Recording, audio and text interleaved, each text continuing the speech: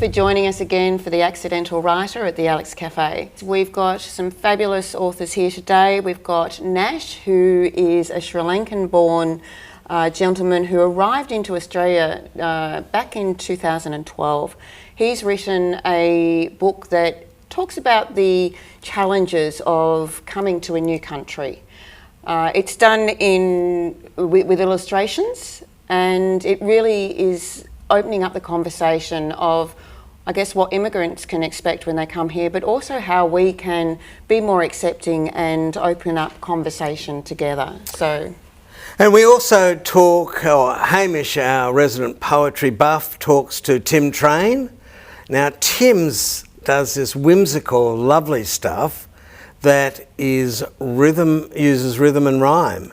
I love that. I love those traditional skills, so I'll be interested to see that. We also speak to Brenda, who's a local writer who's written a number of stories based on her role in the children's court. So, hope you enjoy the show. I know you'll enjoy the show. Not just hope, we know.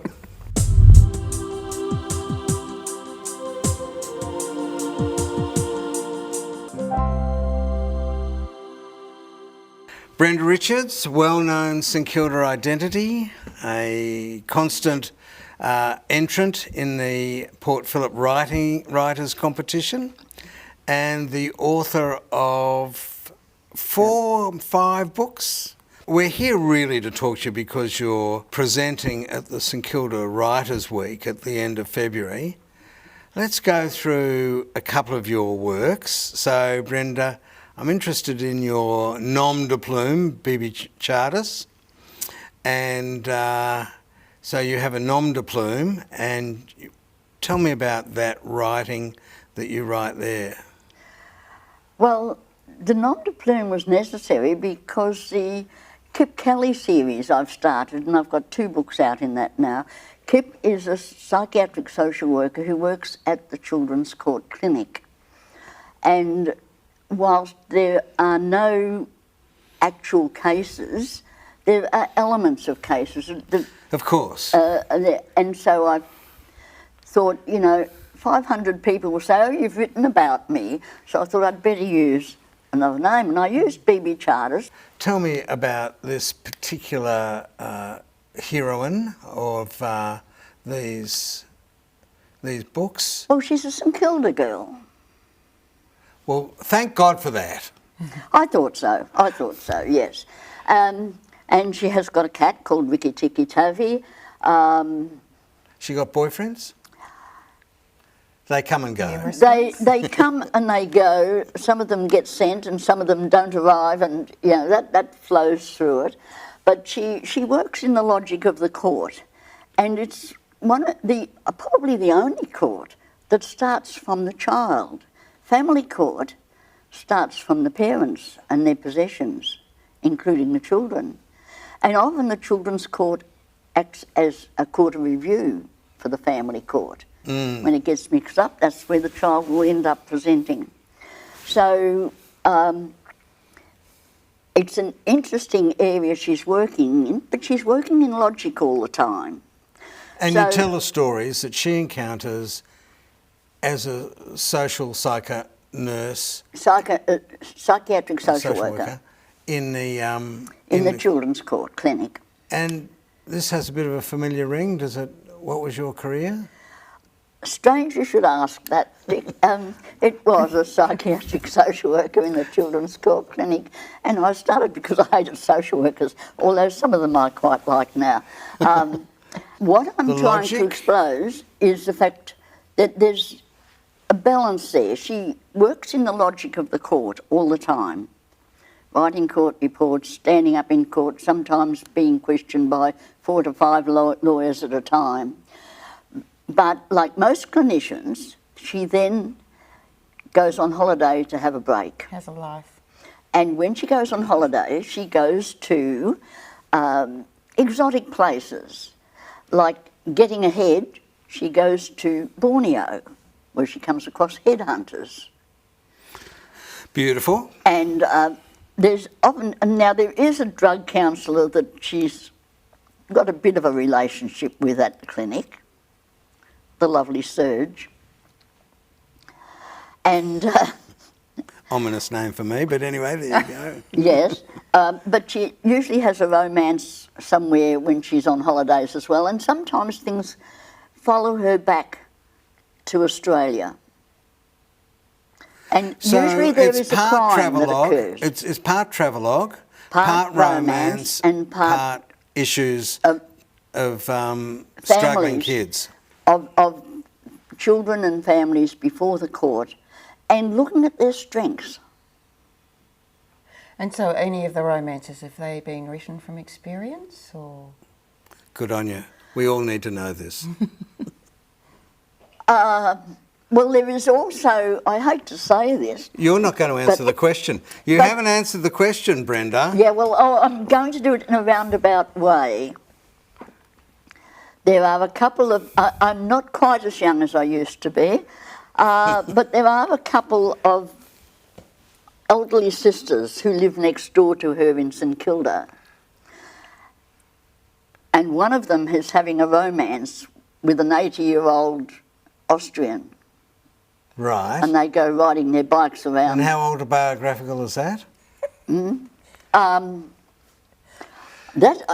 Look, getting incredibly evasive. Now, this is so unlike you. It was a simple someone who question, said- wasn't it? It was a simple question. There was someone who said, and I've forgotten who made this quote, a woman who will tell a man her age will tell him anything.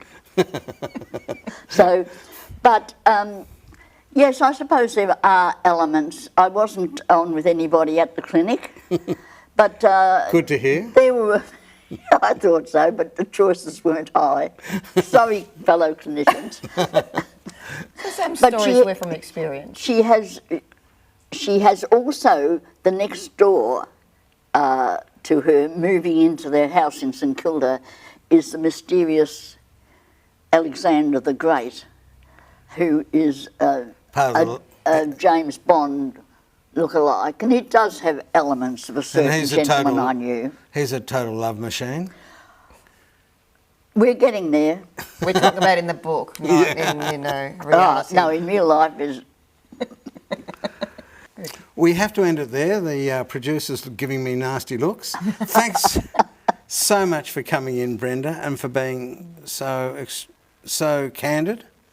And I look forward to all your books. Well, I hope people enjoy them, and I'm always writing something for the Seniors Festival, which I've won more times than I've lost. Boast. But I'll be showing books At the festival. at the Seniors Festival. Okay, in different good on you. angles. Well, thanks very much.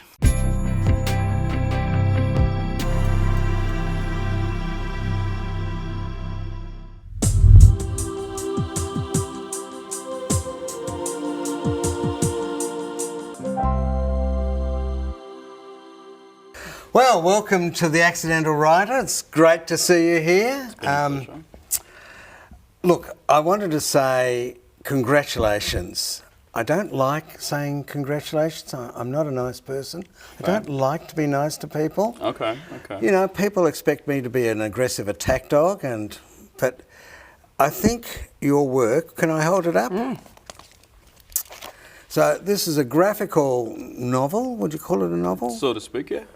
Graphical novel about what to expect when you're immigrating. And it's basically one page and an observation. Yeah.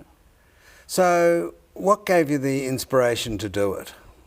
Well, I was grappling with two different ideas at the point at which this book came about. The first one was I was in the process of applying for my own permanent residency with my partner.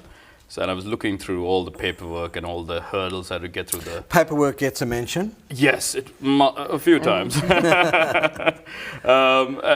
the process through which over the last 8 years, the goal has been to be able to stay in this country because I've been enjoying it, enjoying being here, I feel like I'm contributing to society, and I was looking back at the process of which it takes me to apply just to stay here, and about the money and all that. The other idea was the fact that race has been pushed into the forefront around the world recently, and the role that race plays in the immigration process. It does obviously play a role, but how big an impact and in what way the impact is after you've been here for a while. Do you think race plays a big role in Australian immigration, or is it more about class and education? With the immigration process itself, it's more to do with like the actual immigration process where you're applying for your visas and such. It has a lot more to do with class and education and your qualifications when you're applying for it. But the settling in process, race does plays a bigger role. So the book really opens up the communication about the challenges of arriving into a new country and what you're faced with. Yeah. And some of them, when I read it, opened my eyes up to things I'd never even thought about. So can you share with us some of those challenges that you struggled with? Yeah. One of the main issues most immigrants would face when they come here would be the language issue. Fortunately for me, I did speak English growing up, and I didn't have the same... With your delightful accent. Yes, I think my accent has changed over time because I've picked up words from different people, especially while at university. I think it's quite melodious and... Thank you, I appreciate that. But I remember one time I got the words dunny and durry mixed up, and that did not go down well. I want to go to the durry. Yeah, well, or can I borrow a dunny? And there has been great opportunities for you in that you've come here never expecting to write a book. Yeah. And that's just something that's kind of come out of the blue. But how did you get into that? How did you end up writing and becoming an illustrator? And being published. We're all jealous. Oh. You won't get off this set alive. Well, fair. That's okay. Well, I was always interested in the arts growing up. I was dissuaded from pursuing the arts as a career back home in Sri Lanka. And they didn't feel that there was opportunity, enough. Okay. And I could, at that point, you're romanticized by the idea of, living as an artist and making a living off your work. Even then, when I was younger. So if you're an artist, you're broke, kind of. You're broke, and, you romanticize that lifestyle. And so as a result of which I did higher mathematics, chemistry, and physics, for my A-levels, which would be your VCEs here. Yeah. And I moved here and I studied a Bachelor of Architecture thing. This is the pathway through which I'll be able to touch on my design or my creative side, as well as have a well-earning job that will make me stable. But once I finished my degree, and through my degree itself, the connections I made, I was able to start realizing there were so much more opportunities for being an artist and actually trying to make a career out of it.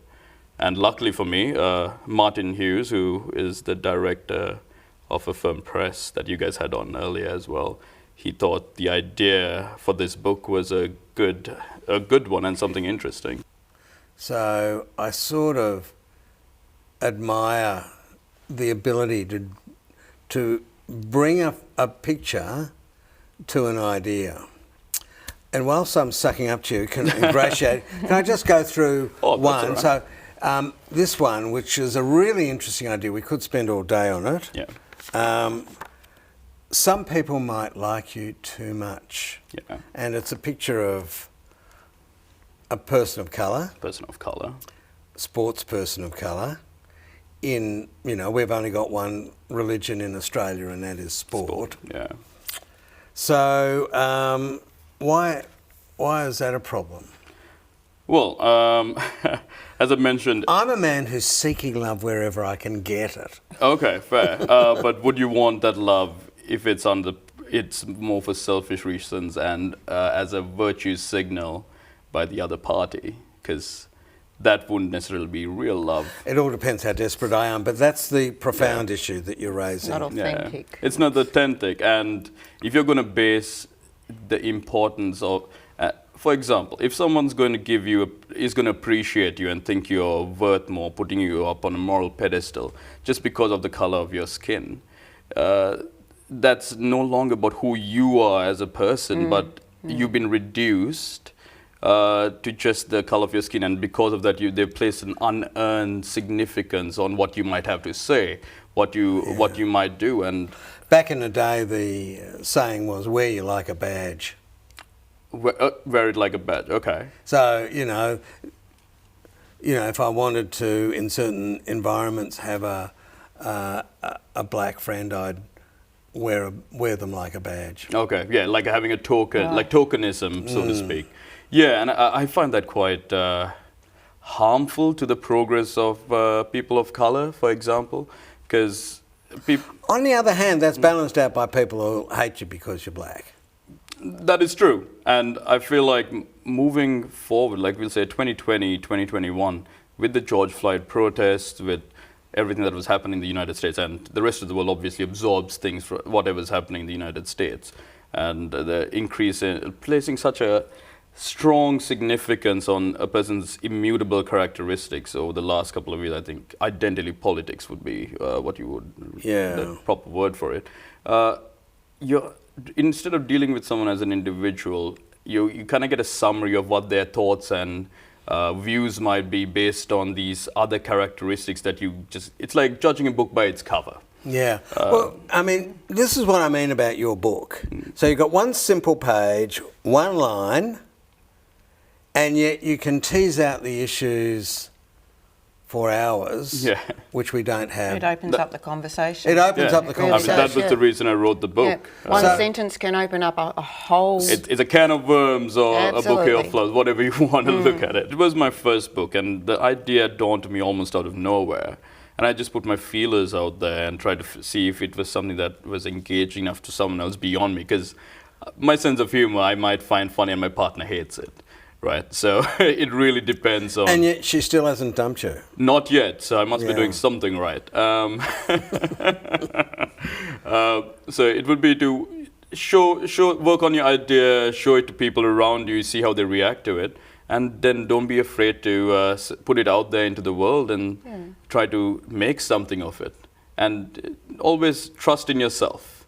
I feel like that would be the only advice at this stage. I think that's great advice. Yeah. Can I just finish by making the observation, this is a book for the times. Race, immigration, refugees have emerged as deeply troubling, provocative issues that we've very complex, yeah. Very complex, and we've sort of stuffed up a bit in this country, and other countries have made an utter violent pig's breakfast of.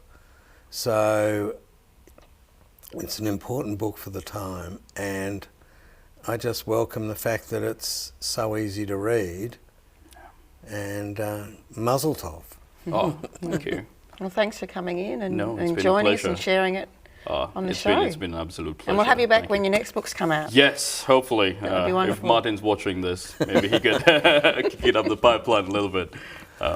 What to Expect When You're Immigrating by Nash. Thanks, guys. Thanks.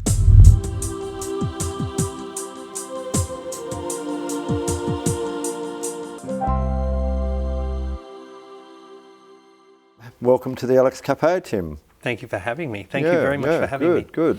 So, Tim, you are a poet, but your particular bent with poetry, which I really admire since I've come to know you over the last several years, is your love of wordplay and your penchant for nonsense poetry and poetry with wit and humour, which you really seem to revel in.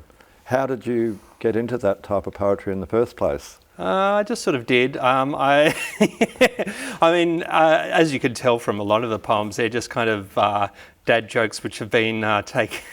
Well, every dad joke is taken too far, but they've been taken much too far and given rhyme, if not reason, in extended verse form. Of course, I learnt my dad jokes from my mum, so I don't know. Right. It could have sort of started with punning with the family. Yeah, with me, it came from my father, Jock, who was a poet, but he loved nonsense poets and wordplay and also witty lyricists. So I grew up listening to him reciting Ogden Nash. And some of them I haven't read, but Hilaire Belloc, yes, I remember, you know. The child's cautionary verses. Yeah, yeah. I mean, there are some sort of formative moments that you remember that you remember from certain books that you have read, and one was picking up a copy of Hilaire Belloc it was a Sydney bookstore, and just reading through Jim and realising, there was a boy. His name was Jim. His friends were very exactly. Yeah. It is deceptively simple verse, but it is absolutely hilarious. That's the thing. It's people think, oh, this stuff is just throwaway, but it is actually a lot of that light poetry is actually really finely crafted. Yeah. In terms of metre and rhythm and the sound of the words and the assonance and the alliteration and all sorts of things come into it. You mentioned the Dan O'Connell and the Cherry Tree Poets. How long have you been one of the conveners of the Dan O'Connell Poets? So that would have been, before the pandemic, I guess I started really doing regular convening, would it have been 2017?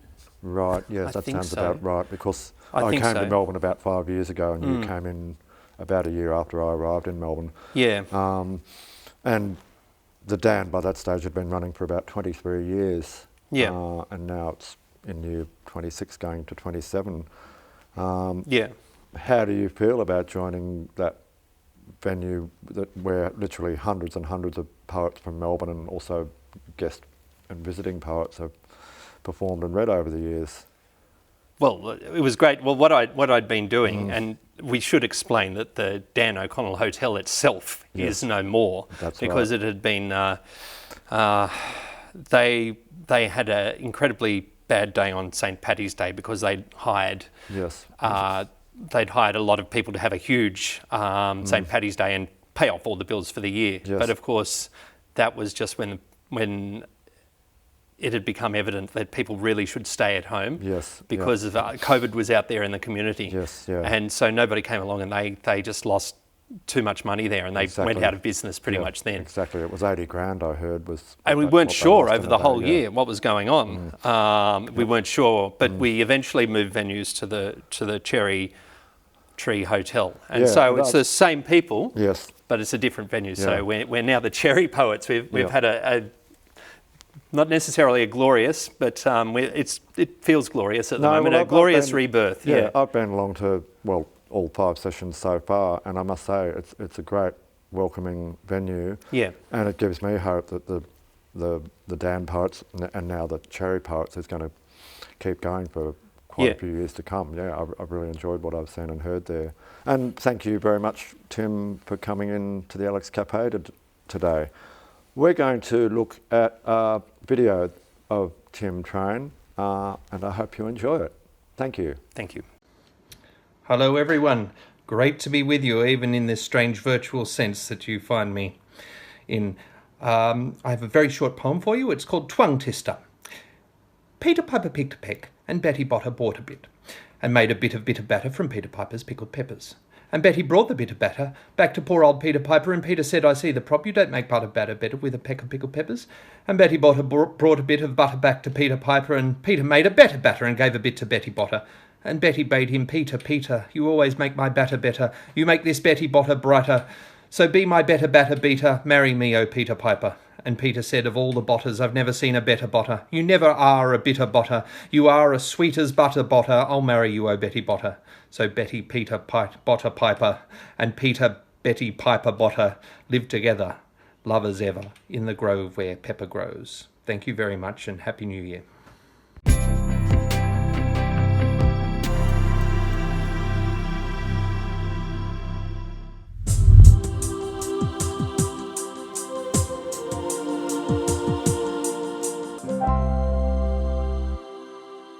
So off camera, Dick and I often chat about the books that we're reading.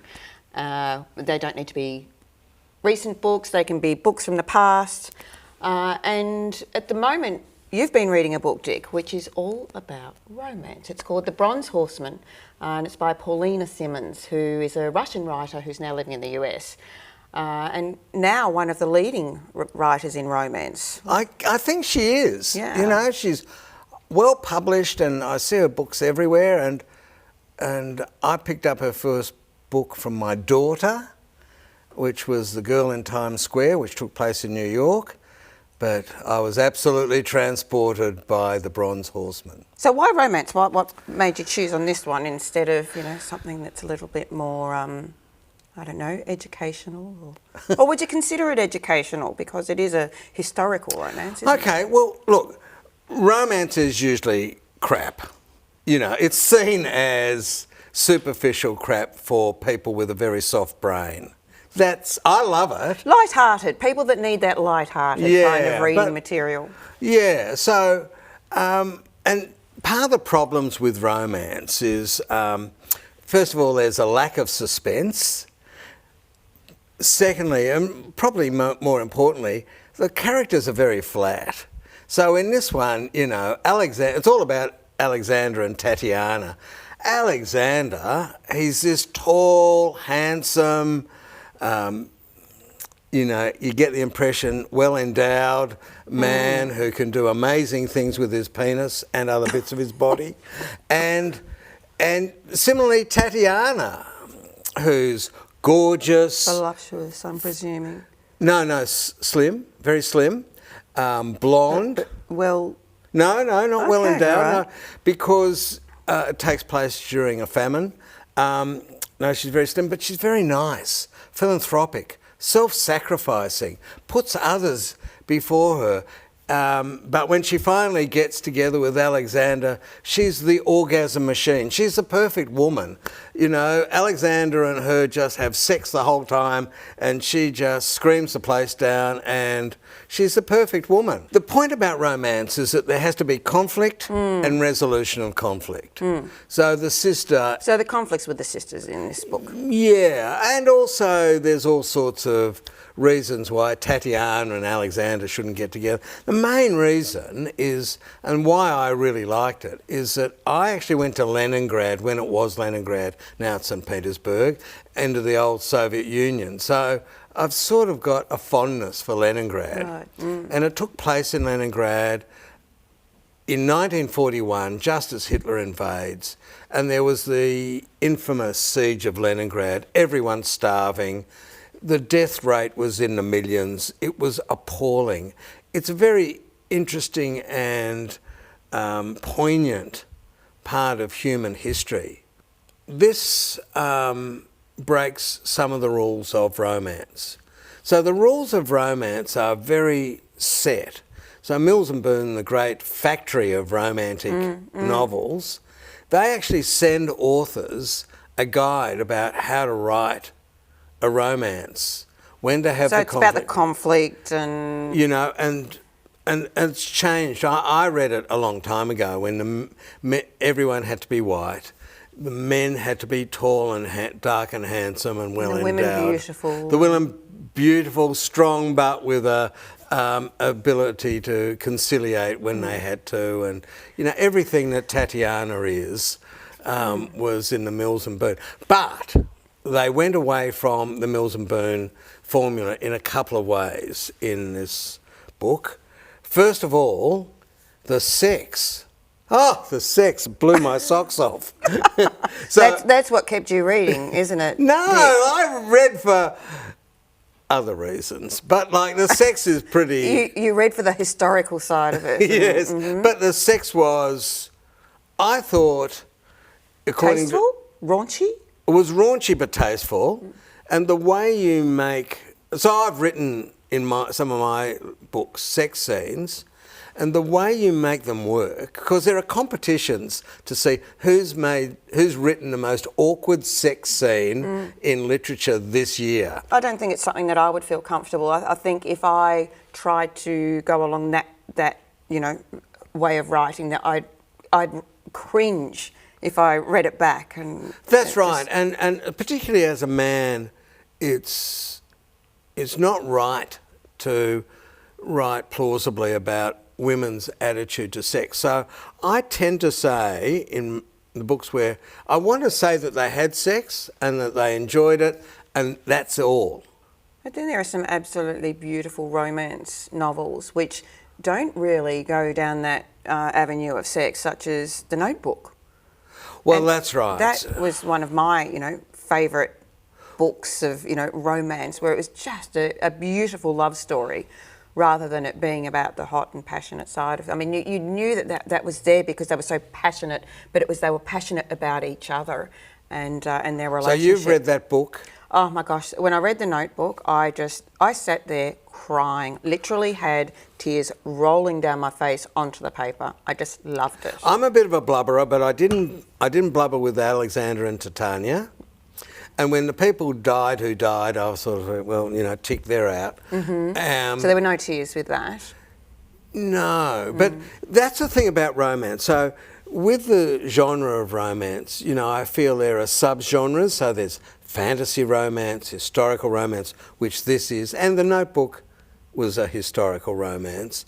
And there's paranormal, there's sci-fi romance, there's Mills and Boon. There's all sorts of sub-genres of romance. So it's actually quite a complicated art form.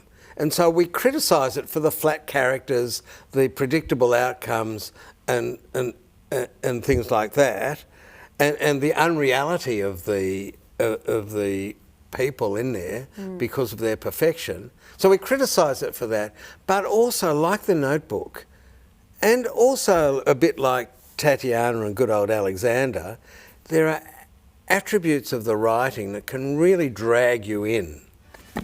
The Bronze Horseman, I loved it. I'm in love with Tatiana and Alexander. I wish I was like them. I'm not. He wants to be a stud. A stud muffin. I'll give it a miss, and maybe instead I'll read The Notebook a second time. Good on you. And on that note, we'll say goodbye and we'll see you next time. See you then.